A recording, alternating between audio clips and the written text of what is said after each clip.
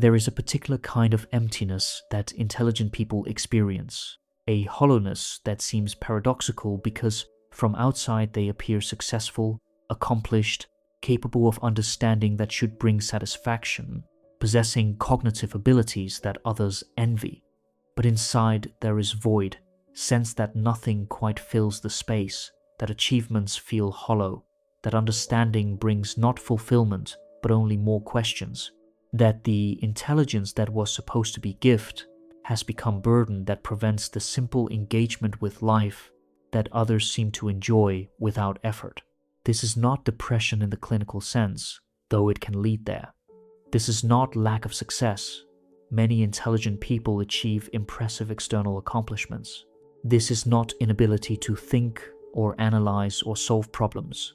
This is emptiness that comes precisely from the intelligence, from seeing too clearly, from understanding too much, from the inability to accept simple answers that give others comfort and purpose and sense that life has meaning beyond what humans construct and project onto indifferent universe.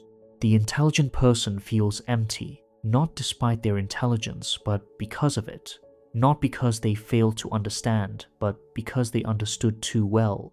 Not because they lack capacity for insight, but because insight reveals truths that are difficult to live with, that strip away comforting illusions, that expose the groundlessness of values and meanings and purposes that most people never question, because questioning them leads to the void that intelligent people cannot help but see.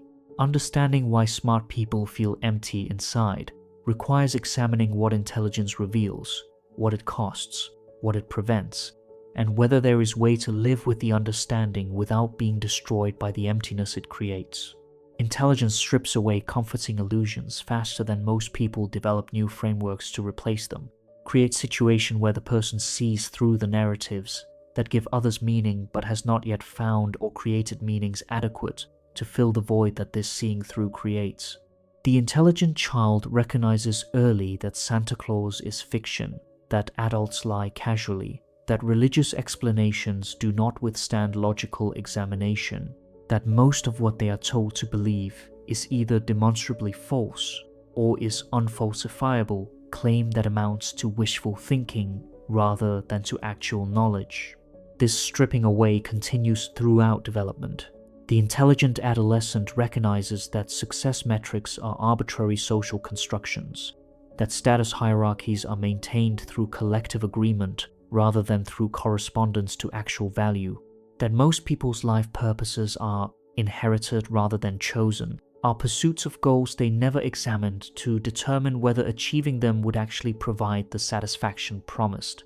The intelligent adult sees that relationships are often need-based transactions rather than genuine meetings, that careers are ways to survive economically rather than expressions of authentic purpose, that the meanings people claim to find are often defensive constructions that prevent facing the possibility that nothing ultimately matters. Each recognition, each seeing through, each moment of understanding creates small void where comfortable belief used to exist. The accumulation of these voids creates the characteristic emptiness, the sense that there is nothing solid to stand on, that every meaning is provisional and constructed, that purposes are chosen rather than discovered, and could equally well be unchosen, that nothing has the kind of foundation that would make it genuinely compelling rather than merely adopted because some framework is necessary to avoid paralysis. The intelligent person cannot unknow what they have understood, cannot return to naive belief once critical thinking has exposed its foundations, cannot accept simple answers once they have recognized the complexity those answers ignore. They are trapped in what they can see, in the understanding that stripped away comforting illusions but did not replace them with anything equally solid, in the recognition that most sources of meaning are human inventions that work only if you do not examine them too closely. This creates the emptiness, not lack of things to do or people to connect with or goals to pursue, but lack of conviction that any of it actually matters, lack of felt sense that the purposes being pursued are genuinely worth pursuing, rather than simply being ways to fill time while waiting for death, lack of the unreflective engagement that would make activities feel meaningful rather than feeling like performances in game whose rules are arbitrary and whose outcomes are ultimately irrelevant. Intelligence also creates distance from direct experience, transforms life into object of analysis, rather than allowing unreflective immersion in the living of it. The intelligent person cannot simply enjoy a beautiful sunset without simultaneously analyzing why they find it beautiful, whether the aesthetic response is culturally conditioned or has evolutionary basis, whether the pleasure is genuine or is performance of what one is supposed to feel when encountering beauty. This analytical distance prevents the kind of absorption that others experience, prevents losing oneself in the moment, because part of the mind is always observing, always interpreting, always questioning the experience even while having it. This distance extends to all domains. Relationships become objects of psychological analysis rather than simply being lived. The intelligent person notices patterns, recognizes dynamics, understands the unconscious needs and projections operating beneath surface interaction. This understanding does not enhance the relationship but creates separation, makes it impossible to be fully present because the observing, analytical mind is always operating, always interpreting, always seeing the relationship as phenomenon to be understood rather than as experience to be inhabited. Work becomes instrumental calculation rather than meaningful activity. The intelligent person recognizes that most work serves no larger purpose beyond economic survival, that the meanings people assign to their careers are defensive narratives that make tolerable what is actually selling time and effort for money. This recognition makes it difficult to invest genuinely in work, makes every task feel hollow because it is being done, not because it matters, but because it is necessary to maintain the economic structures that allow continued existence. Even pleasure becomes problematic when examined too closely. The intelligent person recognizes that happiness is neurochemical state, that satisfaction is dopamine release, that meaning-making is cognitive process rather than discovery of objective meaning. This recognition does not eliminate the experiences, but strips them of the significance they would have if they were not understood mechanistically, makes pleasure feel like temporary biochemical fluctuation rather than like genuine fulfillment, makes happiness feel like brain state rather than like life going well in some deeper sense. The emptiness emerges from this pervasive distance, from inability to be fully present in experience, because the analytical mind is always creating separation, always observing, always understanding in ways that prevent simple engagement. The intelligent person becomes spectator to their own life, watching themselves live rather than actually living, understanding their experiences rather than simply having them, trapped in consciousness that cannot stop observing and interpreting, even when observation and interpretation prevent the direct engagement that might fill the void. Intelligence reveals that achievement does not provide the satisfaction it promises, that reaching goals does not fill the emptiness but only exposes it more clearly, that success is hollow when examined from the perspective of someone who understands that all metrics of success are socially constructed and ultimately arbitrary. The intelligent person achieves the career milestone, earns the recognition, accumulates the accomplishments, and discovers that none of it matters in the way they had hoped it would, that the satisfaction is brief and superficial, that the void remains beneath the external success. This is particularly painful because the intelligent person often invested heavily in achievement, used intellectual capacity to excel, built identity around being capable and accomplished, believed at some level that understanding and achievement would eventually lead to fulfillment. But the intelligence that enabled the achievement also reveals its meaninglessness, recognizes that status is collective fiction, that recognition is approval from people whose judgment is no more grounded than anyone else's, that accomplishment is impressive only within framework of arbitrary values that could equally well be rejected. The intelligent person cannot derive lasting satisfaction from achievement because they see through it, recognize that they are being rewarded for performing well in games whose rules are made up and whose outcomes do not actually matter. beyond the social agreement that they matter. The promotion means nothing except more money and status within arbitrary hierarchy.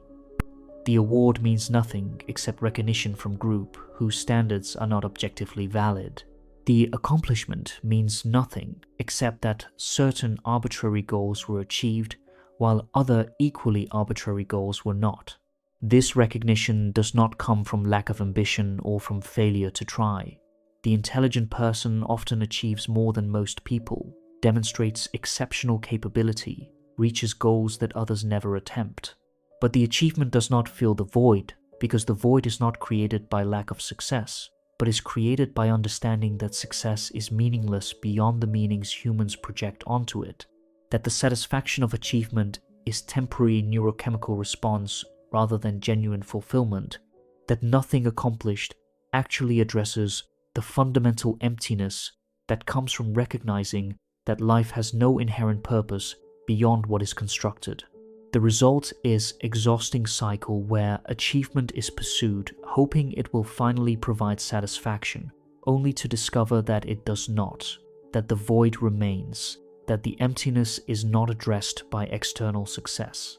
The intelligent person may achieve extraordinary things while feeling nothing, may accumulate accomplishments that impress others while internally experiencing only the recognition that none of it ultimately matters.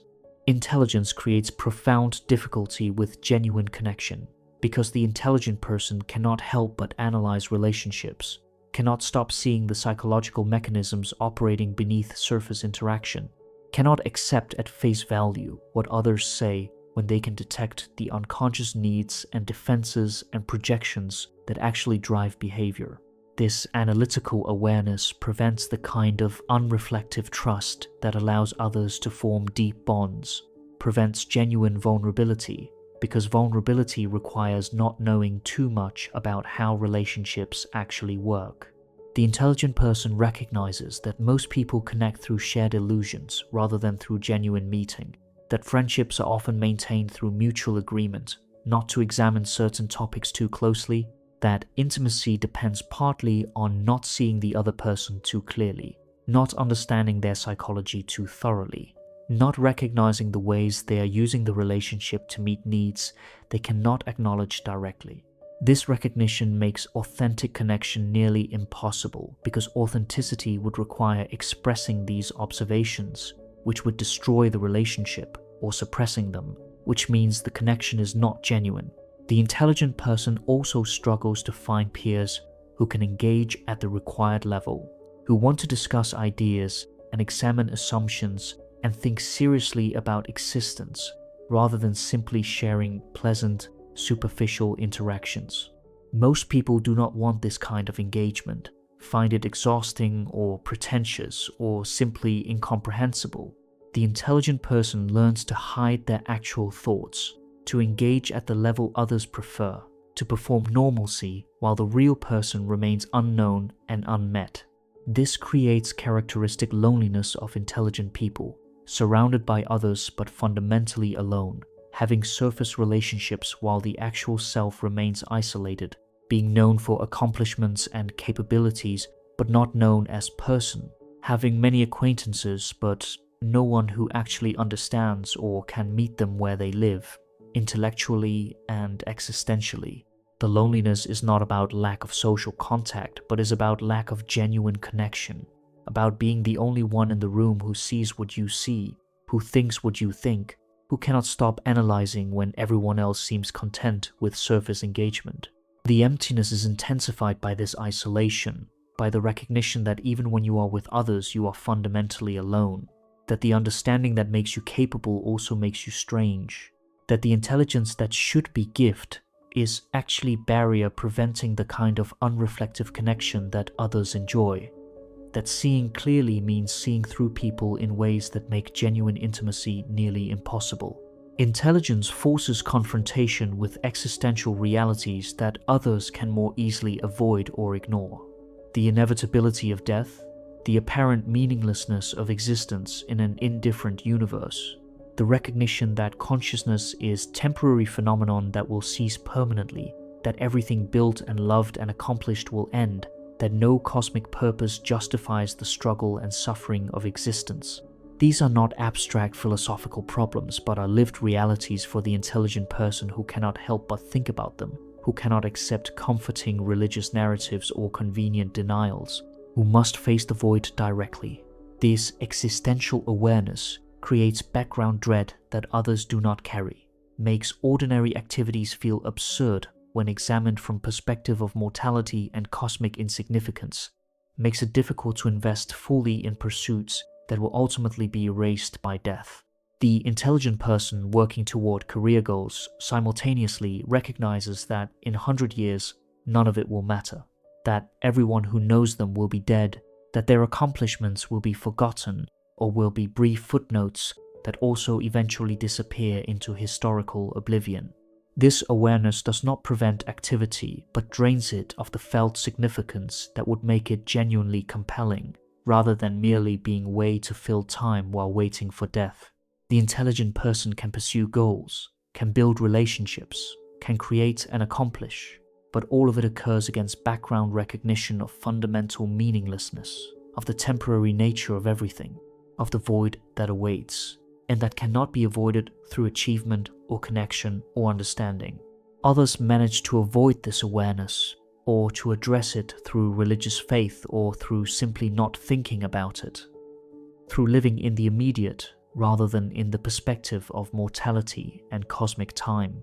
But the intelligent person cannot maintain these defenses, cannot unknow what they understand about mortality and meaninglessness, cannot accept simple answers that do not withstand rational examination, cannot avoid thinking about death and significance when these are fundamental questions about the nature of existence. The emptiness is therefore not just psychological, but is existential. It's not just about lacking fulfillment, but is about recognizing that fulfillment may be impossible when examined from perspective that sees through all sources of meaning to the groundlessness beneath them.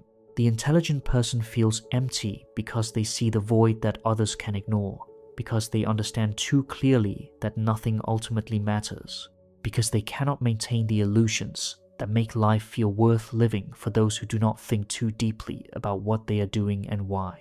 Intelligence creates insatiable hunger for intellectual stimulation that ordinary life cannot satisfy, makes simple pleasures feel inadequate, creates constant need for novelty and complexity that cannot be met by the repetitive structures of normal existence. The intelligent person becomes bored easily, not from lack of discipline or gratitude, but from genuine cognitive need for engagement that most activities cannot provide. Work becomes tedious once understood. Relationships become predictable once patterns are recognized. Entertainment feels formulaic once the structures are seen. Daily routines feel like meaningless repetition, rather than like comforting stability. This chronic understimulation creates restlessness, sense that nothing is quite enough, that every activity is less engaging than it should be, that life is somehow failing to provide the intellectual richness that the mind requires.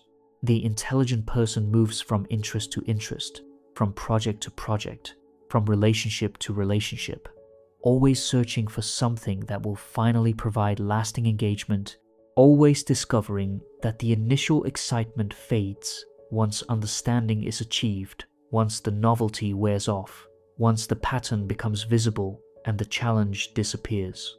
Others find satisfaction in activities that the intelligent person finds unbearably boring. They can watch the same type of movie repeatedly, can have the same conversations, can perform the same work tasks, can maintain the same routines year after year without the kind of existential despair that the intelligent person experiences when confronted with repetition. They do not need constant intellectual stimulation because they are not driven by the same cognitive hunger. They are not constantly seeking complexity and novelty and challenge to keep the mind engaged. The intelligent person envies this capacity for simple satisfaction, wishes they could enjoy ordinary pleasures without the constant awareness that they are not enough, without the analytical mind that cannot help but see through the entertainment to the formulas beneath it, without the need for depth that ordinary life cannot consistently provide. They feel simultaneously overstimulated, processing too much information too quickly, and understimulated, never finding engagement rich enough to satisfy the cognitive hunger. This creates a particular kind of emptiness, not void waiting to be filled, but is bottomless pit that consumes whatever is offered without ever being satisfied, is hunger that cannot be sated, because what would satisfy it? Constant intellectual challenge and novelty and complexity is not sustainable in ordinary life, that requires repetition and routine and engagement with simple mundane necessities that intelligent mind finds unbearably tedious. The question that intelligent people eventually confront is whether the emptiness can be filled or whether it must simply be accepted as permanent condition of seeing clearly, whether there are meanings adequate to the understanding, or whether intelligence condemns to perpetual void that cannot be addressed because every potential solution is seen through before it can provide genuine relief. Most attempts to fill the emptiness fail because the intelligent person cannot help but recognize them as attempts, cannot accept solutions that do not withstand rational examination, cannot maintain beliefs or commitments that require not thinking too carefully about their foundations. Some intelligent people find temporary relief in work that genuinely engages their capacity, in problems complex enough to provide ongoing challenge, in fields where understanding itself is the goal and the process of thinking is valued rather than being obstacle. The scientist pursuing genuine questions, the philosopher examining fundamental assumptions, the artist creating works that express what cannot be said directly. These vocations can provide engagement that ordinary work cannot, can make the intelligence productive rather than only destructive. Others find partial relief in connection with the rare others who think similarly, who also feel the emptiness, who can engage at the required depth without finding it exhausting or threatening. These connections do not eliminate the void but make it more bearable, create sense that the understanding that isolates also connects to others who see what most cannot see, who feel what most do not feel, who carry the same burden of clarity. But complete resolution may not be possible. The emptiness may be inherent cost of intelligence, may be inevitable consequence of seeing clearly what others can ignore, may be permanent feature of existence for those who cannot help but understand too much. The intelligent person may spend entire life searching for meaning adequate to their understanding, and may never find it, may achieve extraordinary things while feeling nothing, may have rich intellectual life while experiencing profound emotional and existential poverty. The paradox is that the intelligence that creates the emptiness is also what makes addressing it nearly impossible, that the capacity for understanding that should bring fulfillment actually prevents it, that seeing clearly means seeing the groundlessness of everything, including the potential solutions to the problem that seeing clearly creates. The intelligent person is trapped in their own understanding, cannot unknow what they know, cannot unsee what they have seen, cannot return to the simple engagement with life that would fill the void, but that their intelligence makes permanently inaccessible. Conclusion: smart people feel empty inside, not despite their intelligence, but because of it, not from failure to understand, but from understanding too well, not from lack of achievement, but from recognizing that achievement is meaningless beyond socially constructed significance, not from inability to connect, but from seeing through relationships to the psychological mechanisms that actually drive them. The emptiness emerges from multiple sources that intelligence creates. The stripping away of comforting illusions faster than adequate replacements can be found. The analytical distance that prevents unreflective engagement with direct experience. The recognition that success is hollow when examined clearly. The difficulty forming genuine connections when you cannot stop analyzing relationships, the existential awareness that others can avoid, the insatiable hunger for intellectual stimulation that ordinary life cannot satisfy. Each of these creates small void, and their accumulation produces the characteristic emptiness of intelligent people, the sense that nothing quite fills the space, that life is being observed rather than lived. That understanding prevents the simple satisfactions that others enjoy. The intelligent person sees too clearly to accept simple answers, understands too much to maintain comforting illusions, analyzes too constantly to be fully present in experience, recognizes too thoroughly that meanings are constructed to invest fully in any particular meaning. This is not a problem with obvious solution because every potential solution is subject to the same analytical examination that created the problem, is seen through before it can provide genuine relief, is recognized as another construction that works only if you do not think about it too carefully. The intelligent person cannot unknow what they understand, cannot choose to stop analyzing, cannot return to naive engagement once critical thinking has revealed the groundlessness beneath everything.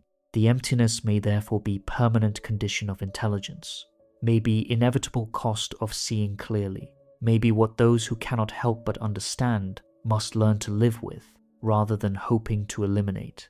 The question is not whether the void can be filled, but whether it is possible to live well despite it, whether meaning can be created even while recognizing it as creation, whether engagement is possible even with the analytical mind that constantly observes and interprets.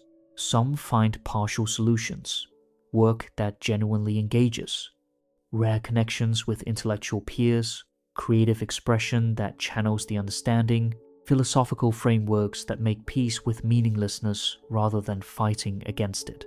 But complete resolution may not exist, may not be possible for those whose intelligence prevents the simple acceptance that would fill the void, but that their capacity for understanding makes permanently inaccessible. Understanding why smart people feel empty inside provides recognition that this is comprehensible pattern rather than individual pathology, that the costs are inherent to the intelligence rather than being personal failures, that others who think similarly face the same void even when they appear successful and accomplished.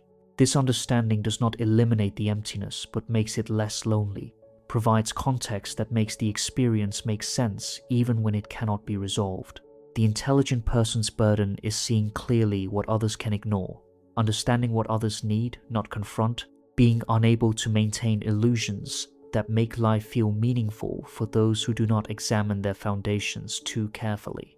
The emptiness's price of this clarity is cost of intelligence that reveals more than it can replace, is void that opens when comforting answers are stripped away, but adequate meanings cannot be found or constructed or maintained under the analytical scrutiny that intelligent mind cannot help but apply to everything, including potential solutions to the emptiness itself.